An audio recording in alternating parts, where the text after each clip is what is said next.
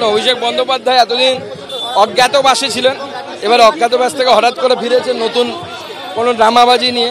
এতদিন কোথায় কিভাবে পাশে ছিলেন আমরা জানি না, হঠাৎ করে এসে তিনি বলছেন যে আমরা আপনাদের পাশে ছিলাম, আর এখন বলছেন ডাক্তারবাবুদেরকে কাজে ফিরতে। ডাক্তারবাবুরা কাজে ফিরবেন কিনা তাদের ব্যাপার, কিন্তু আমার মনে হয় এই কয়েকটা দাবি মেনে জাস্টিস দেওয়া হয় না, জাস্টিস হয়নি।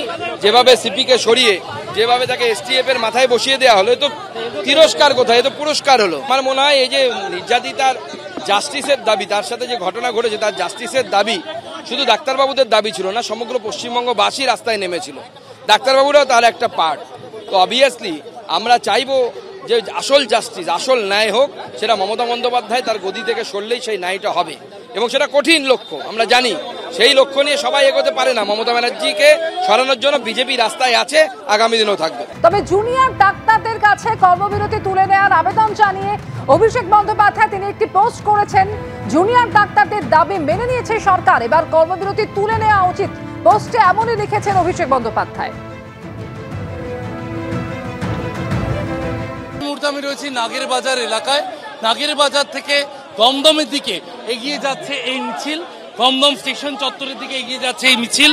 মিছিলের পুরোভাগে রয়েছেন রাজ্য বিজেপি সভাপতি তথা কেন্দ্রীয় প্রতিমন্ত্রী সুকান্ত মজুমদার, এবং সুকান্ত মজুমদার ছাড়া অগ্নিমিত্রা পাল এবং অরিজিৎ বক্সি তারা রয়েছেন।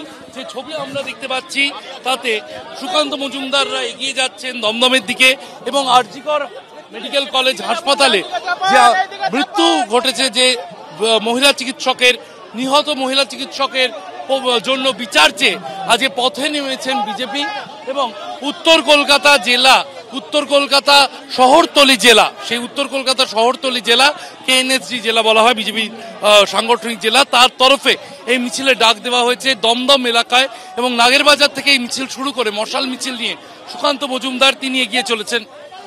রাজ্য মেডিকেল কাউন্সিলকে ভেঙে দেওয়ার দাবি রাজ্য আইএমএ শাখার, যেখানে 14 জন সদস্যের মধ্যে 5 জন ইতিমধ্যেই পদত্যাগ করেছেন এবং একজন সদস্যের মৃত্যু হয়েছে, একজন সাসপেন্ডেড, অধিকাংশ সদস্যই অনুপস্থিত। সেজন্য রাজ্য মেডিকেল কাউন্সিলকে ভেঙে দেওয়া উচিত দাবি আইএমএ রাজ্য শাখার। মুখ্যমন্ত্রীর কাছে রাজ্য মেডিকেল কাউন্সিলকে ভেঙে দেওয়ার দাবি আইএমএ বেঙ্গলের। রাজ্য মেডিকেল কাউন্সিল ভেঙে দেওয়ার দাবি সার্ভিস ডক্টরস ফোরামেরও। রাজ্য মেডিকেল কাউন্সিল নির্বাচনে চরম দুর্নীতি, হাইকোর্টে নিয়ে মামলা চলছে। দ্রুত মামলার নিষ্পত্তি চেয়ে হাইকোর্টে প্রধান বিচারপতিকে চিঠি সার্ভিস ডক্টরস ফোরামের।